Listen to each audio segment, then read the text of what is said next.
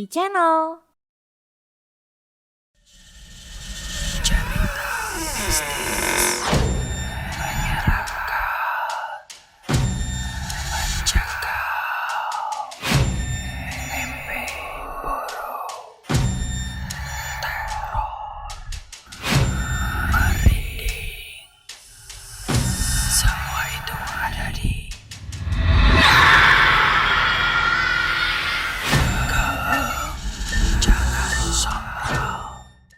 Assalamualaikum warahmatullahi wabarakatuh.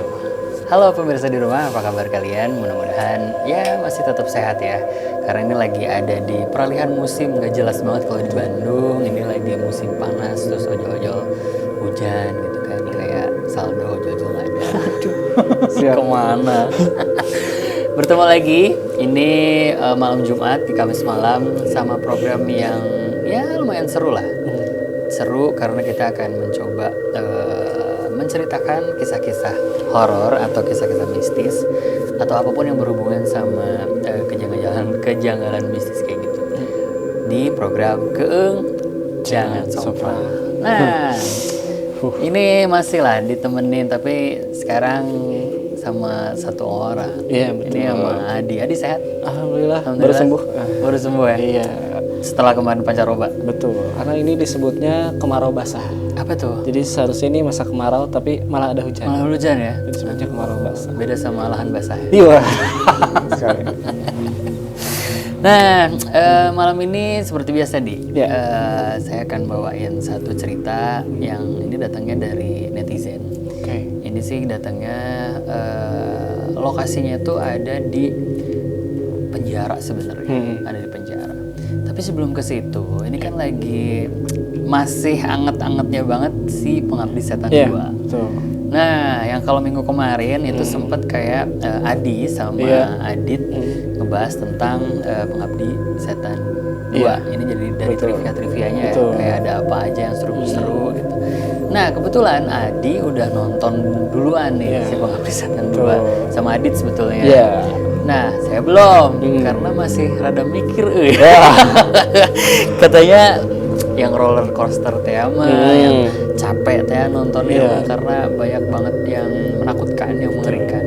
Tapi sekarang sedikit tadi sebelum ke cerita. Ini pengalaman Adi nonton Pengabdi Setan 2. Iya. Tanpa spoiler kali ya. Oke, boleh. Coba deh, boleh. Jadi minggu lalu sudah ada ke episode spesial, Ya, itu ceritanya tentang fakta-fakta dari Pengabdi Setan 2. Ya. Dan di sana juga memang saya berjanji, Rory, kami berdua akan nonton dan memberikan ya setidaknya pengalaman kami ke pemirsa ke gitu ya. Sejauh yang saya masih ingat waktu itu emang suasananya waktu itu di bioskop agak mencekam. Mencekam ya? Yang nonton sedikit. Oke. Oh, sedikit ya? Oke. Waktu itu kayaknya siang-siang. Itu pintu pertama yang kebuka, jadi jam pertama kebuka gitu, jadi tidak banyak gitu ya. Sebenarnya saya sama Adit waktu kita keluar aja apa ya, nggak jadi gitu ya. Agak Sempat ketakutan merod ya? gitu. Yaudah itu nonton dan sepengalaman kami emang semua yang diomongin soal perasaan kita kalau nonton itu roller coaster, banyak kagetnya, menimbulkan banyak rasa penasaran, itu emang semuanya ada gitu. Kalau misalkan ngasih sedikit cerita tapi tanpa spoiler, sebenarnya ini tuh kelanjutan dari Pengabdi Setan pertama, di mana satu keluarga yang ada di Pengabdi Setan pertama itu pindah nih kalau sekarang, bukan di kampung lagi tapi di sebuah rusun. Gitu. Itu di kota ya? Nah, itu kan tujuan mereka pindah ke rusun sebenarnya biar rame, biar banyak tetangga dekat gitu ya, tidak sesepi yang pertama. Tapi di sini masih ada pertanyaan juga, apakah benar orang-orang yang ada di sana itu adalah manusia? Ataukah mereka manusia yang sedang berkomplot? Wah, disitulah misteri yang akan terjadi dan mungkin bisa dipecahkan juga di Pengabdi Setan 2. Tapi beberapa pertanyaan di Pengabdi Setan 1 cukup terjawab nggak sih? Ada yang terjawab, ada yang malah nambah pertanyaan. Tapi kayak misalnya apa ya, alasan si ibu sama si bapak waktu itu kenapa berkomplot dengan setan ini, sedikit dikasih tahu. Tapi yang saya paling sukai dari Pengabdi Setan 2 Komunian ini adalah ternyata kayaknya ada sesuatu yang besar nih di balik pengabdi setan ini. Karena kayaknya bukan cuman ibu yang mengabdi pada setan. Nah, ini juga dikaitkan dengan sejarah di Indonesia. Gitu. Jadi ada beberapa kejadian besar di Indonesia, khususnya waktu itu kejadiannya di Bandung. Di Bandung, konferensi Asia Afrika. Nah, itu dihubungkan juga. Oh, yang terkait sama apa sih? 7/14? Kurang lebih ada penanggalan juga. Dan itu tuh berhubungan dengan kejadian besar di Bandung waktu itu, sama ya orang-orang yang datang ke situ tuh ngapain sih sebenarnya. Itu juga masih misteri, makanya penonton termasuk saya juga masih berharap ada Pengabdi Setan 3. Sehingga pertanyaan-pertanyaan di Pengabdi Setan 2 bisa kejawab di yang berikutnya. Gitu. Seru sih overall. Seru ya. Terus scene yang paling wah gila sih menurut tadi. Yang nggak apa-apa kayak nggak apalah gitu. Ada nanti ada yang sholat yang pertama itu. Sholat menyeramkan ya. Sebenarnya di Pengabdi Setan juga kalau nggak salah mah ada yang sholat juga gitu ya. Terus ada yang jalan-jalan di rusun, terus malah ketemu sesosok berbaju putih gitu-gitu. Walaupun itu mah di teaser juga ada ya. Terus satu lagi kalau boleh saya kasih adegan yang paling ingat adalah ada orang yang masuk ke jalur sampah di situ sih. Dia terjebak di situ terus terjadi sesuatu lah kayak gitu pokoknya. Waduh, gila. Itu sih. Terus kalau di kan sempat ada nih di Joko Anwar di IG-nya awal-awal pas ini mau apa kayak tayang gitu ngasih kisi-kisi yang kalau nggak salah tuh kata-katanya tolong saya. Iya. Dia datang lagi apa? Betul. Gitu. Jadi apa di teaser pertama untuk Pengabdi Setan 2 itu audio yang dikeluarin Joko Anwar itu. Dan itu adalah omongan dari seseorang yang minta tolong. Katanya di situ dianya lagi digigitin belatung apa ya. Terus juga katanya rasanya panas banget apa gimana, terus ada yang datang lagi katanya. Ternyata itu adalah sebuah pesan yang muncul di sebuah radio. Nah, kenapa suara itu bisa muncul dan kepada siapa sebenarnya pesan itu dikasih? Wah, itu harus ditonton. Wah gila. Tapi itu serem sih. Serem ya? Harus banget nonton ya? Betul. Gitu. Ya udah deh, nanti paling yang belum nonton, ya silakan nonton mumpung masih tayang. Terus kalau yang sudah nonton, ya selamat. Iya. Dan paling oke itu katanya Joko Anwar ada di tweetnya atau di mana gitu. Hanya untuk orang yang spesial yang bisa lihat, itu kayaknya ada penampakan. Wah, mungkin ya. Tapi sejauh yang saya lihat sih emang ya hantu semua, nggak tahu hantu benar.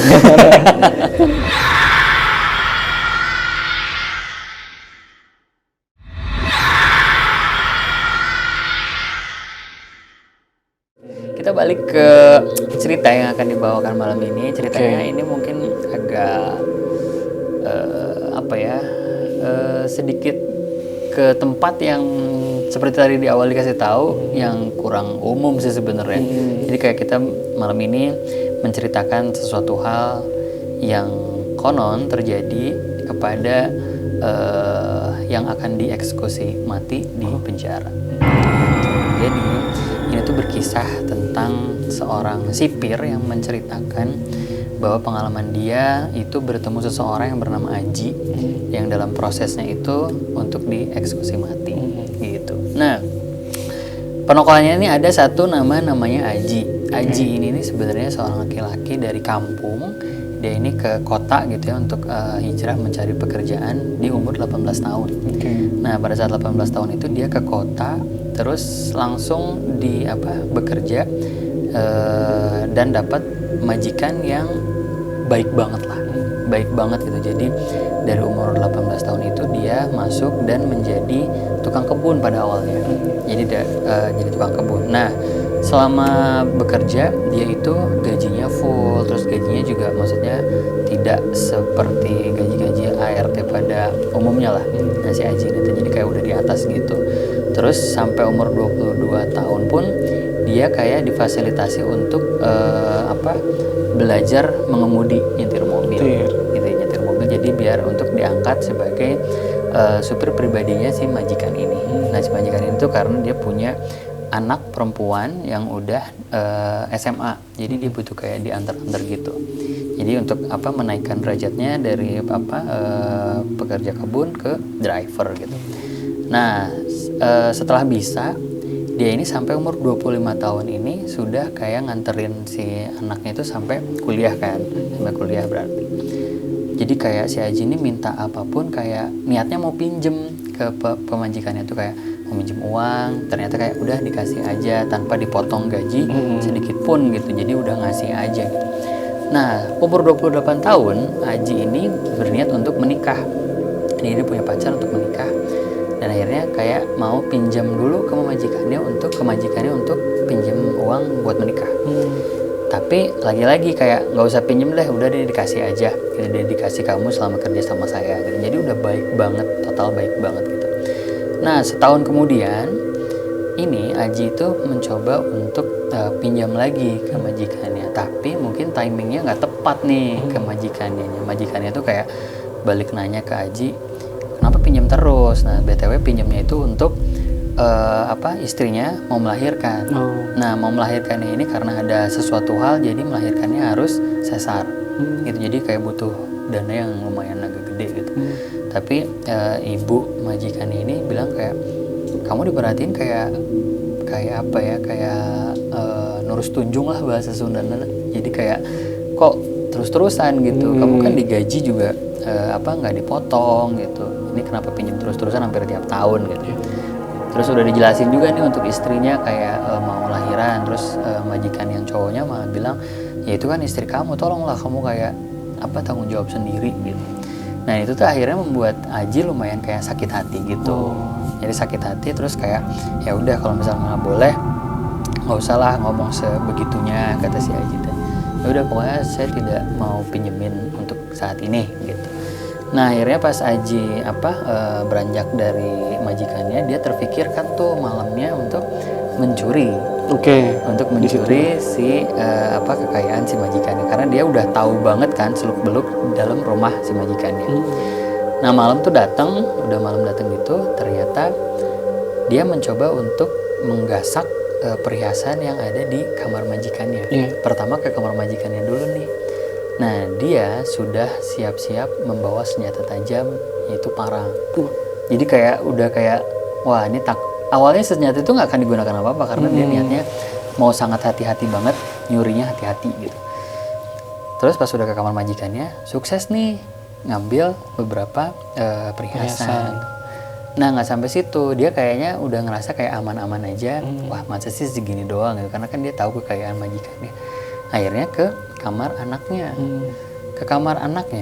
dan itu tuh maksudnya kamar anaknya sempat dikunci, tapi karena kamar anaknya ini bersebelahan sama jendelanya itulah yang dibongkar. Jendela dibongkar terus masuk. Nah setelah masuk, di dalam itu ada kayak laptop sama handphone gitulah. Tapi sayangnya posisi tidur si anak ini membuat birahi si Aji ini kayak muncul gitu. Jadi ternyata si anak majikannya ini kayak didekap gitu sama bantal, dan ternyata diperkosa. Nah mendengar kayak meronta kayak gitu, akhirnya dia udah kalap gitu, dia bawa senjata tajam dong, senjata tajam gitu. Akhirnya senjata tajamnya itu ditusukkan ke matanya.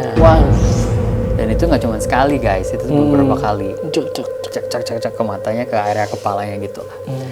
Pas proses itu ternyata dia kaget. Ternyata orang tuanya si majikannya ini ternyata udah teriak di balik jendela yang tadi udah dirusak itu kan. Akhirnya teriak. Nah kayak bapaknya udah kalap gitulah, si bapak majikannya gitu mau ngampirin, tapi sama si Aji malah dia itu menusukkan si pisaunya ke jantungnya, terus dirobekin gitu ke perutnya. Sadis ya? Ya lumayan sadis kan. Terus kayak modal gitu kan. Terus akhirnya kayak ditusuk-tusuk beberapa kali juga. Nah ibu majikannya ini juga dia kayak teriak gitu kan. Akhirnya dia udah kayak kesetanan gitulah. Akhirnya ditebas juga tuh si lehernya. Tebas lehernya, Tapi lagi-lagi posisi jatuh si ibu majikan ini dengan menggunakan daster dengan posisi yang membuat birahinya muncul lagi. Ya Allah, Aji Birahinya tolonglah. muncul lagi dengan posisi yang udah sekarat. Aji ini kayak melakukan hal yang tidak senonoh lagi kepada ibu majikan itu. Nah ternyata pas melakukan hal yang seperti itu, ART-nya Yang satu lainnya, lagi yang lain, dia tuh mendengar kayak keributan di atas kayak gitu, akhirnya dia ke atas. Nah setelah ke atas gitu, si ART-nya ini teriak, dan si ART-nya juga menjadi korban pembunuhan yang sangat sadis lagi oleh si Aji. Ya sama, ditusukkan beberapa kali dan tusukannya itu kayak dirobek gitu loh, dirobek. Nah akhirnya setelah kejadian itu, kebesokan harinya dia tuh kayak merasa kayak nggak ada apa-apa aja. Dia pergi tuh dari rumah itu, terus karena udah membawa hartanya itu, akhirnya kayak ngurusin si istrinya untuk melahirkan lah segala macam. Besokannya beberapa hari kolega dari keluarga ini tuh datang, tapi kayak nggak ada orang di rumah tuh gitu, nggak ada orang di rumah. Terus udah kayak gitu dia mencoba masuk pas sampai depan pintu tuh kayak bau anyir gitu, terus udah tercium kayak bau busuk gitu. Ternyata singkat ceritanya kayak udah berhasil masuk dan menemukan beberapa mayat majikan, anaknya dan ART itu. Singkat cerita kayak itu diurusin, dilaporin ke polisi. Setelah di kepolisian ternyata CCTV dicek.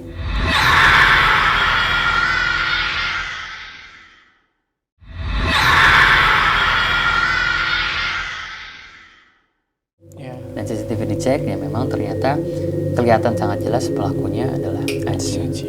Nah beberapa hari kemudian Aji ini ternyata dicari dan ternyata kena nih si Aji ada di rumah sakit menemani istrinya habis lahiran. Dibawa nih si Aji gitu. Terus akhirnya polisi menceritakan bahwa kronologi kenapa si Aji ditangkap. Terus katanya sih si istrinya dapat cerita bahwa itu dapat pinjaman lagi dari majikannya, ternyata aslinya mencuri gitu. Nah akhirnya singkat ceritanya Aji ini dibawa ke polisi dan ternyata disidang dan dia divonis hukuman mati gitu.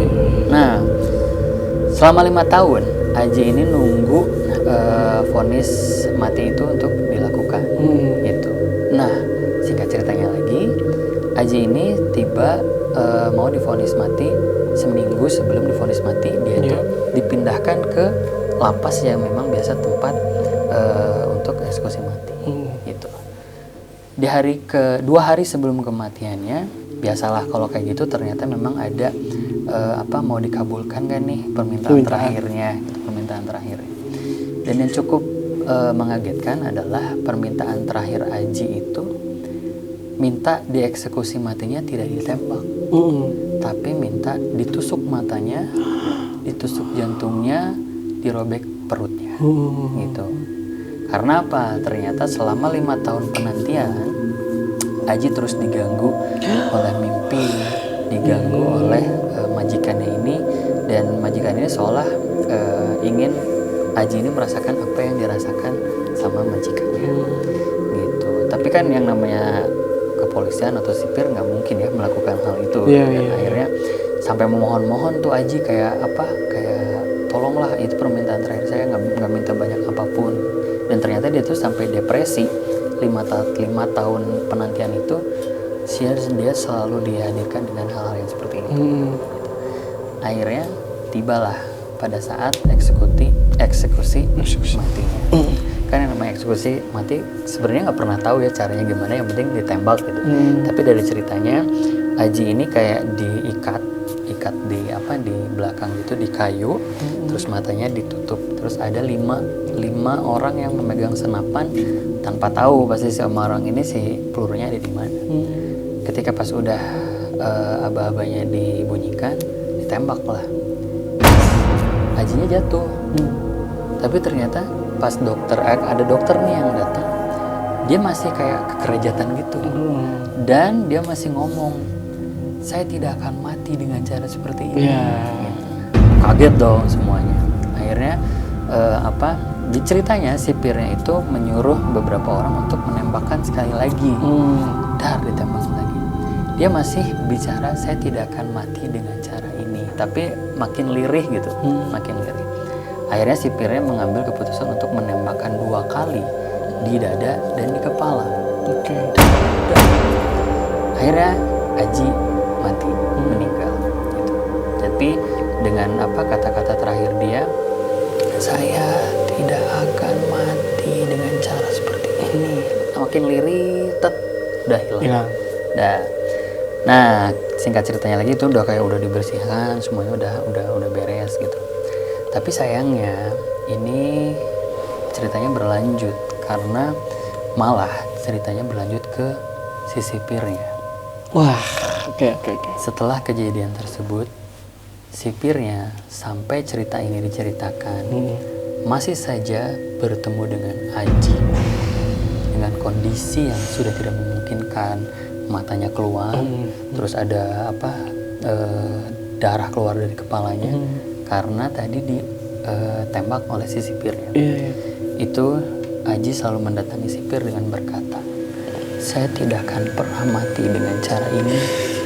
Kenapa kamu tidak mengabulkan permintaan saya yang terakhir? Gitu. Jadi sipirnya sampai sekarang masih kayak kepikiran, tapi kondisinya Ajinya udah meninggal, tapi dia masih didatengin dengan sosok Aji yang seperti itu. Ya, kurang lebih kayak gitu. Tuh, jadi kayak apa ya? Ini sih kayak cerita tentang menghargai permintaan terakhir kali ya. Apa menurut Adi? Iya. Pertama yang pasti orang itu akan melakukan apapun ya demi keluarga. Iya. Sampai ngebunuh orang itu ngeri ya. Demi anak yang mau dilahirkan loh. Terus juga yang tadi soal mungkin ini tuh sebenarnya dari si Aji wasiat ya. Iya. Kalau mungkin wasiat ada orang yang bentuknya itu permintaan jangan lupa jadi anak yang baik ke anaknya mungkin. Terus misalkan wasiat kayak saya pengen dikuburnya di mana. Tapi kalau ini cara meninggalnya. Emang ngeri sih wasiatnya sendiri ya.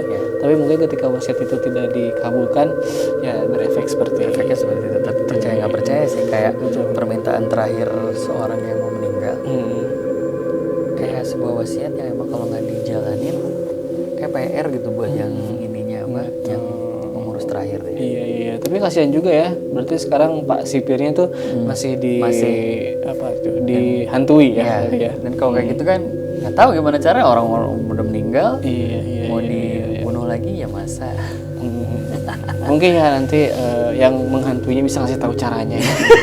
Biar dia juga mungkin tenang dan Pak sipirnya juga tenang gitu ya. Dari cerita ini ada yang lucu nggak?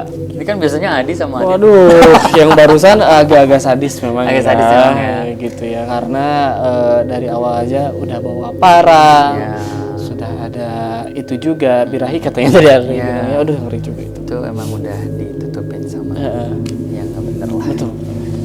Kalau penilaiannya nih. Oh seperti biasa ya.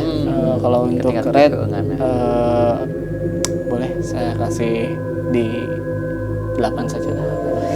Oke. Karena mungkin cerita horornya lebih ke cerita apa ya? Bukan penampakan atau Iya apa sih. ini gitu kan. Sadisnya mah. Iya sadisme aja. Oke deh. Ya. Pemirsa Gang yang ada di rumah atau yang nonton di YouTube, ini kalian seperti biasa boleh banget untuk kirimin cerita-cerita horor kalau kalian ada. Nanti siapa tahu kita bisa bacain gitu. Dan nanti kita ketemu lagi pasti di minggu depan di hari jam dan yang sama. Sekarang saya pamit dulu. Mau minta permintaan terakhir apa nih? Waduh, boleh kasih saya kopi. Karena udah ngantuk udah malam. Assalamualaikum.